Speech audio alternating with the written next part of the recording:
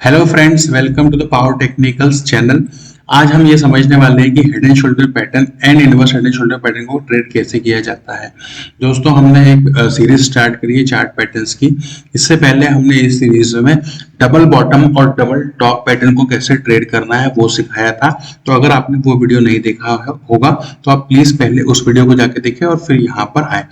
दोस्तों देखिए, मार्केट कभी भी अगर किसी एक डायरेक्शन में ट्रेड करता है, जैसे कि अगर मार्केट अप ट्रेंड में है तो मार्केट कभी भी सडनली रिवर्स डायरेक्शन में ट्रेड करने नहीं लगेगा। मतलब सडनली वो डाउन ट्रेंड में नहीं आएगा। पहले मार्केट आपको कुछ इंडिकेशंस देगा। ये इंडिकेशंस क्या होते हैं? ये इंडिकेशंस चार्ट पैटर्न्स हो सकते हैं। ये इंडिकेशन मार्केट का स्ट्रक्चर ब्रेक हो गया है, ये हो सकता है। तो इन्हीं सब इंडिकेशन में से एक इंडिकेशन है head and shoulder and inverse head and shoulder pattern. तो यहाँ पर आपको क्या पॉइंट्स नोट करने हैं कि इनवर्स हेड एंड शोल्डर दोनों ही रिवर्सल पैटर्न है। हेड एंड शोल्डर पैटर्न आपको हमेशा एक अप ट्रेंड में मिलेगा, inverse head and shoulder pattern आपको हमेशा एक डाउन ट्रेंड में मिलेगा।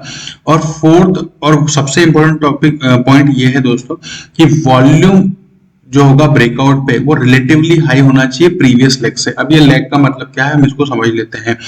हमारे हेड एंड शोल्डर में 6 लेग्स होते हैं, ठीक है दोस्तों। तो इसको हम समझते हैं।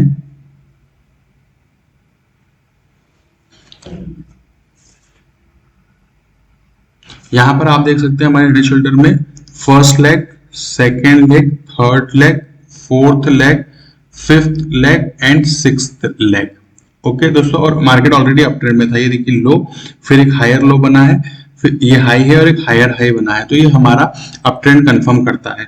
अभी दोस्तों देखिए क्या होगा, आपको लेग 3 से वॉल्यूम को एनालिसिस करना है। 3 में क्या होगा, जो लेग 4 का वॉल्यूम होगा वो लेग 3 के कंपैरिजन में रिलेटिवली हाई होना चाहिए। रिलेटिवली हाई का मतलब क्या होता है दोस्तों, हमें सिर्फ इन दोनों के वॉल्यूम को कंपेयर करना है। वॉल्यूम 4 के वॉल्यूम को 2 और 1 से कंपेयर नहीं करना है, सिर्फ 3 से कंपेयर करना है। इसलिए हम कह रहे हैं कि रिलेटिवली हाई होना चाहिए 3 से। तो अगर वॉल्यूम लेग 3 पे इस तरह से कुछ वॉल्यूम है आपका, राइट दोस्तों, इस तरह से कुछ वॉल्यूम होगा, तो लेग 4 पे जब ये मार्केट नीचे की तरफ आएगा तो ये वॉल्यूम एकदम से बढ़ने लगेगा इस तरह से। तो रिलेटिवली हाई वॉल्यूम होना चाहिए। अब वॉल्यूम जो लेग 5 है उसका वॉल्यूम भी मैटर करता है। इस लेग 5 का वॉल्यूम, क्योंकि मार्केट यहाँ पे अप ट्रेंड में जा रहा है फिर से, तो ये वॉल्यूम डिक्रीज होना चाहिए। डिक्रीज ना भी हो लेकिन कम हो, रिलेटिवली कम हो लेग 4 से, तब भी हमारे लिए ठीक है। अब जो राइट शोल्डर, ये जो राइट शोल्डर का जो डाउन लेग है, मतलब जो लास्ट लेग है हेड एंड शोल्डर का, यहाँ पर वॉल्यूम फिर से इंक्रीज होना चाहिए रिलेटिवली दोस्तों, ठीक है। अब ये लेग 6 के वॉल्यूम को लेग 4 के वॉल्यूम से आपको कंपेयर नहीं करना है, सिर्फ प्रीवियस लेग से कंपेयर करना है। रिलेटिवली वॉल्यूम ज्यादा होना चाहिए, ठीक है दोस्तों। तो यहाँ वॉल्यूम हमारा कम होगा, फिर यहाँ वॉल्यूम बढ़ेगा। यहाँ वॉल्यूम कम होना चाहिए क्योंकि ये हमें बताएगा कि बायर्स सच में एग्जॉस्ट हो चुके हैं और फिर से हमारा वॉल्यूम बढ़ना चाहिए, ठीक है दोस्तों। ये हो गया वॉल्यूम की बात। अब एक्चुअली हमें head and shoulder and inverse head and shoulder पर ट्रेड कैसे करना है उस पर हम डिस्कस कर रहे हैं। तो दोस्तों हमारे पास 2 मेथड्स है, एक है ब्रेकआउट मेथड और एक है पुल बैक मेथड। हम दोनों को डिस्कस करते हैं। सो फर्स्ट हम देख रहे हैं pull back method. Pull back method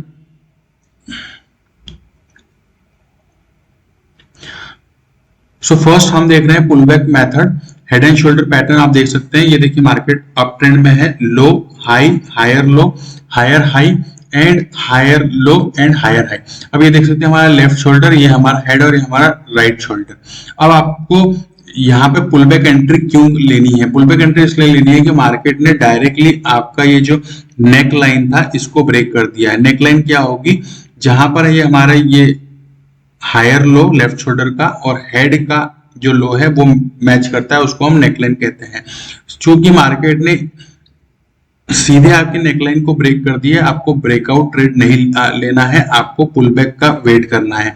जब मार्केट यहाँ पे पुल बैक होगा और आपको कोई कैंडलस्टिक पैटर्न बताएगा, या तो पिन बार या तो बियरिश इनगल्फिंग पैटर्न, इस तरह से कोई पैटर्न बने तो आप वहां से ट्रेड स्टार्ट कर सकते हैं और स्टॉप लॉस आपका जनरली जो लास्ट स्विंग होता है, लास्ट स्विंग जो होता है वो उसके ऊपर रखा जाता है। तो जैसे कि अगर यहाँ इनके बेसिस पे एंट्री हो रही है तो आपका स्टॉप लॉस यहाँ पे होगा। पर अगर मैं थ्योरेटिकली बुक के हिसाब से जाऊं तो आपका स्टॉप लॉस जो होता है हेड एंड शोल्डर में वो राइट शोल्डर के ऊपर होता है, बट ये काफी रिस्की है ना। तो यहाँ पर नहीं रखना चाहिए। जो हमारा लास्ट स्विंग होगा, जो भी हमारा लास्ट स्विंग होगा ब्रेकआउट के बाद, जो के पहले जो लास्ट स्विंग बना होगा उसके ऊपर हम स्टॉप लॉस को रख देते हैं। एंट्री हमारी यहाँ पर होगी। अब हमारा टारगेट क्या होगा दोस्तों? टारगेट निकालने के लिए हमें नेकलाइन से लेके हेड तक की डिस्टेंस निकालनी पड़ती है और सेम डिस्टेंस को हम ब्रेकआउट के बाद ऐड कर देते हैं, तो ये हमारा टारगेट होगा। ठीक है दोस्तों, पुल बैक एंट्री कब लेनी है? जब मार्केट सीधे नेकलाइन को ब्रेक कर दे लेफ्ट शोल्डर बनाने के बाद। ठीक है दोस्तों, अब हमारी सेकेंड मेथड जो है हेड एंड शोल्डर की, वो है ब्रेकआउट ट्रेडिंग। ब्रेकआउट ट्रेड आपको कब लेना है दोस्तों? यहाँ पर भी देख लीजिए मार्केट एक अप ट्रेंड में था, फिर लेफ्ट शोल्डर बना, फिर हेड बना, एक राइट शोल्डर बना। बट राइट शोल्डर बनने के बाद मार्केट ने सीधे ब्रेक नहीं किया, मार्केट ने पहले एक रेंज बनाई, एक रेंज बनाई। तो चूंकि यहाँ पर रेंज बनी है, अगर ये रेंज ब्रेक होती है तो हम सीधे ब्रेकआउट ट्रेड ले सकते हैं। स्टॉप लॉस जो होगा वो रेंज के ऊपर हो जाएगा।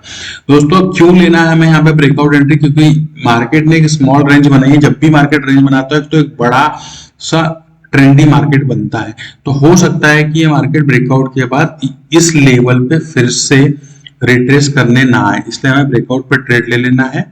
ठीक है, और हमारा स्टॉप लॉस यहाँ होगा। टारगेट कैलकुलेशन सेम है, नेकलाइन से लेके जो हेड की लेंथ है उसी को हमें ऐड कर देना है। ठीक है दोस्तों, ये हुआ हमारा हेड एंड शोल्डर। सिमिलरली हमारे इनवर्स हेड एंड शोल्डर है।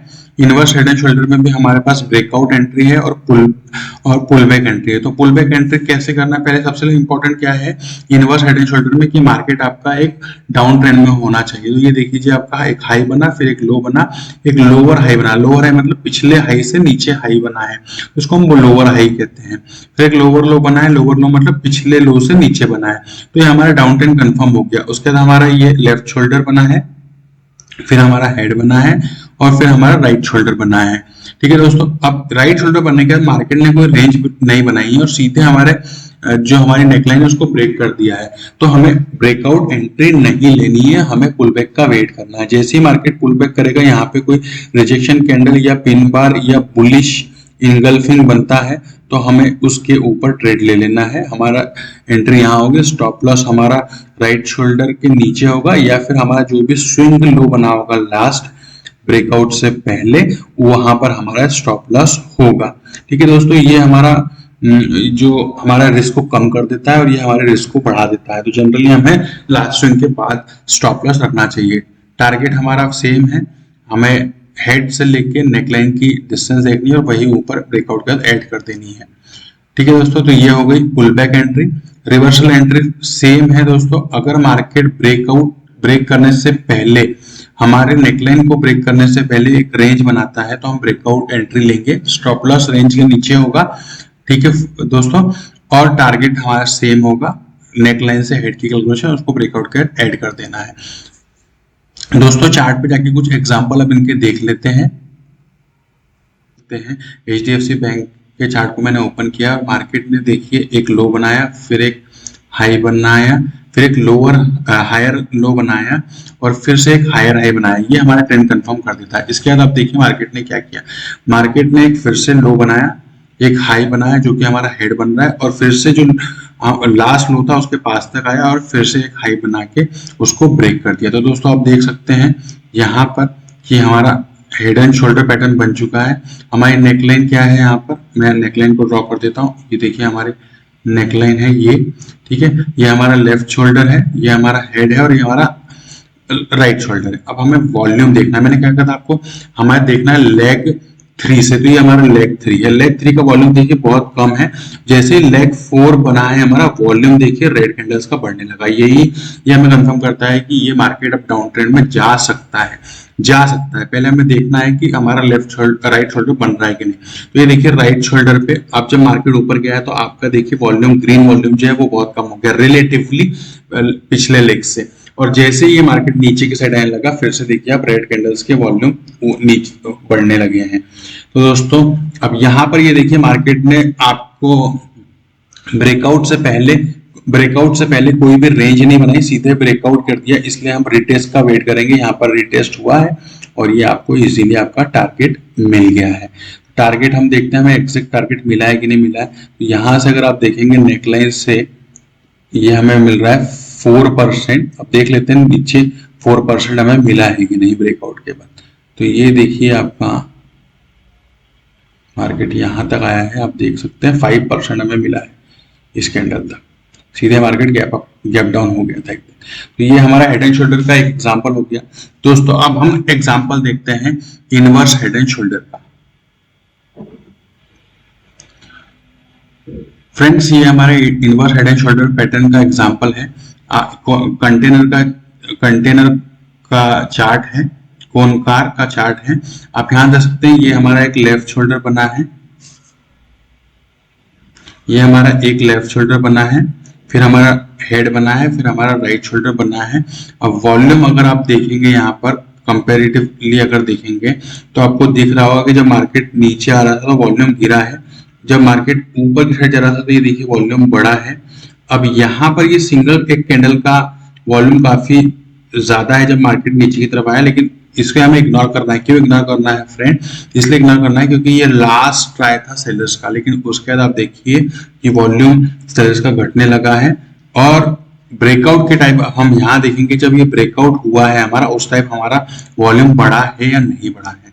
तो देख लेते हैं ब्रेकआउट के टाइम वॉल्यूम हमारा। तो इसको मैं